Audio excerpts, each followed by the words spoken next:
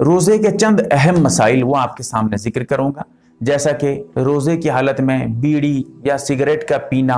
और इसी तरह धुआं का सूंघना, अगरबत्ती का धुआं है या फिर जो है चूल्हे वगैरह का धुआं है या खुशबू है, कोई फूल वगैरह है उसको सूंघ रहे हैं, इत्र है, परफ्यूम है उसको सूंघ रहे हैं और इसी तरह लोबान वगैरह है उसको सूंघ रहे हैं। ये तमाम मसाइल आपको फतावा शामी में जिल्द नंबर 2 सफ़ा नंबर 395 पे मिल जाएंगे। सबसे पहली बात, जहां तक बीड़ी और सिगरेट की बात है, अगर रोज़े की हालत में रोज़ा रख कर कोई इसको पीता है, इससे रोज़ा उसका फासिद हो जाएगा। बीड़ी या सिगरेट पीने से रोज़ा ख़त्म हो गया, रोज़ा उसका टूट गया। अब रोज़ा उसका नहीं हुआ, बाद में क़ज़ा रखेगा, लेकिन रोज़ेदार की तरह पूरे दिन भर वैसे रहेगा, खाना पीना उसके लिए जायज़ नहीं है। हाँ, इतना है, उसका जो है रोज़ा तोड़ने की वजह से कफ़ारा तो लाजिम नहीं होगा, लेकिन अगर ऐसा जानबूझकर किया है तो गुनहगार भी होगा, तौबा भी करे अल्लाह से।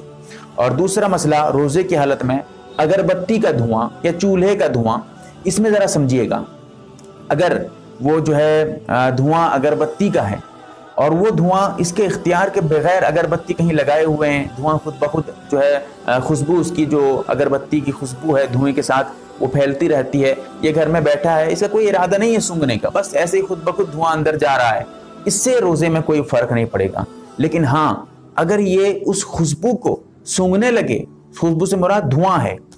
एक तो आम खुशबू है वो अलग बात अभी बताऊंगा आगे, लेकिन ये जो बता रहा हूं ये वो खुशबू है जो धुएं के साथ है। अगरबत्ती है, अगरबत्ती में खुशबू है, उसके साथ धुआं भी है, तो उस धुएं को ये सूंघ रहा है धुएं को। इस सूरत में अगर वो सूंघ लेता है कसदन रोज़े की याद होते हुए, फिर उसका रोज़ा फासिद हो गया, रोज़ा उसका टूट गया। इसीलिए मैं ये कहना चाहता हूँ, रोज़े की हालत में घरों में या मस्जिदों में अगरबत्ती लगाने से परहेज करें। लगाना जायज़ है, कोई गुनाह तो नहीं मिलेगा, लेकिन बचना चाहिए, क्योंकि हो सकता है कोई अनजाने में मसला न जानता हो, रोज़े की याद होते हुए वो ये धुएं को सूंघ ले, कहे कि अरे यार क्या खुशबू है, बेहतरीन खुशबू है, जाकर सूंघ ले उसको, धुएं को, अगरबत्ती के धुएं को, फिर रोज़ा ही टूट जाएगा। इसीलिए इससे बचा करें, रात में लगाया करें, शाम में लगाया करें, अगर आप घर को खुशबू से जो है आपसे इत्र से जो है मुअत्तर रखना चाहते हैं।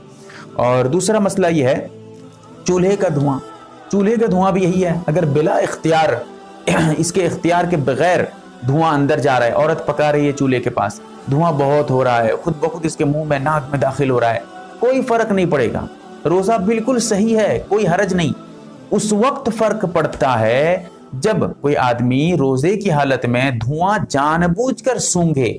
धुआं जानबूझकर अंदर ले मुंह के रास्ते या नाक के रास्ते, इस सूरत में उसका रोज़ा टूटता है, वरना बिला इख्तियार जाने से धुएं के रोज़े में कोई फ़र्क नहीं पड़ता। बिल्कुल यही मसला लोबान के धुएं का भी है। और इसी में एक चीज़ और आपको बता दूं कि ये तो धुआं है, लेकिन अगर धुआं नहीं है, जैसे आप इत्र रखे हुए हैं या परफ्यूम है, उसमें धुआं नहीं होता है, खुशबू होती है, जैसे फूल है, कोई गुलाब वगैरह का फूल है या कोई बिल्कुल खुशबू वाला जो है फूल है, आप उसको सूंघ रहे हैं, उसमें धुआं नहीं है,